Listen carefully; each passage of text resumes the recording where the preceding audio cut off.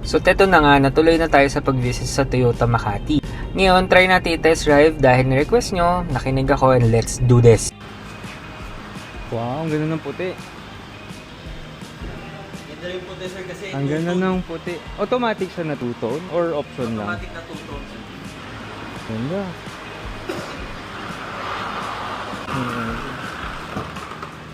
Mas malaki yung compartment niya sir compared dun sa...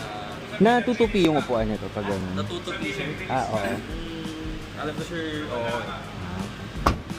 Well, actually, ngayon ko lang to nakita in person. And to be fair, ang ganda nung drive nung sasakyan.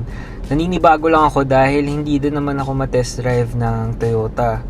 So, in terms of fuel efficiency, matipid din to. I think it's around 16 or 17 kilometers per liter. And to be honest, nagulat ako dun sa presyo kasi 1.2M for a hybrid. And meron din siyang 360 camera. And do take note, kadalasan kasi kapag sedan or small car, wala na siyang 360 camera. But Toyota was generous to give us a 360 camera for this variant, exclusive to the hybrid. Maganda din yung responsiveness and hatak ng sasakyan. Madali siya i-drive actually. And tingin ko magandang first car to sa mga beginner na drivers. So overall experience, I think it's 10 out of 10. Maganda yung interior, exterior look ng sasakyan. Even the price, napakaganda niya for a hybrid. I highly suggest na i-visit nyo yung nearest branch ng Toyota for you to appreciate it more. Kasi ako, to be honest, maganda siya sa picture pero mas maganda siya sa personal.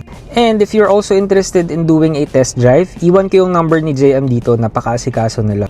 Comment lang kayo kung may tanong kayo or another request for a test drive.